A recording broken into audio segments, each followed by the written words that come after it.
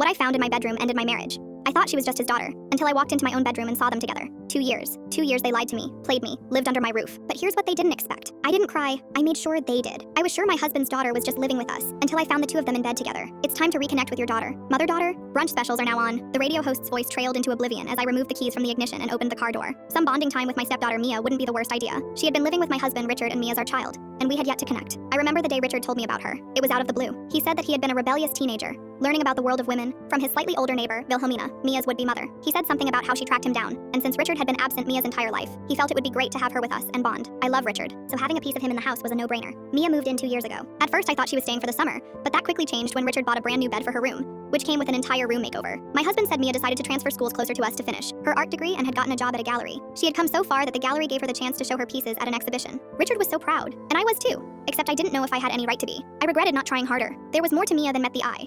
I only knew the everyday things about her, things that a classmate or babysitter would need to know.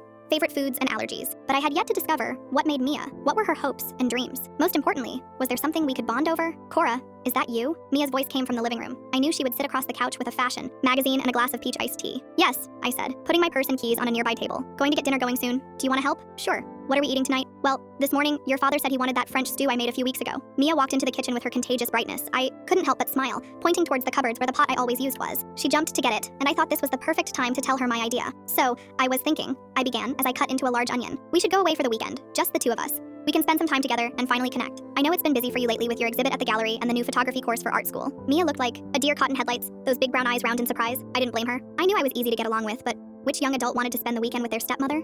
Sure, I guess. She hesitated. It's just that I may have a second exhibit, and a guest photographer may do a special seminar within the next month, and I wanted to spend some time researching new internships, and I promised my mom that I'd see her soon. She's been hounding me for a while now. There's just a lot going on, you know, Cora. I felt my eyebrows pop up at the string of excuses she gave me, but I nodded in understanding. She was a student. Graduation was right around the corner, and things would only get busier afterward. It was just a thought. The radio was promoting all these specials for mothers and daughters to do together, I said, motioning with my hands. And you've been here for a couple of years now, and we haven't bonded. I know you're a young woman. You have your mom. You don't need me, but I wanted to be your friend. That's nice, Cora, Mia said, moving out of the way as I walked toward the stove to swing the newly diced onions into the pot, but another time would be best. I remained quiet for a second, knowing my smile was forced. Disappointment was one of the hardest emotions to hide. Okay, well, why don't you go back to your magazine? I'll finish this, I said, patting her shoulder lightly. She looked a little regretful, but nodded and left the kitchen. I didn't speak much during dinner, but Mia and Richard didn't seem to notice. This was always the case. They had bonded so quickly as father and daughter as he discovered her existence. I was always baffled and regretted not having that kind of bond with my late father. I bit my tongue as long as I could, but I spoke to my husband as soon as Mia went to her room.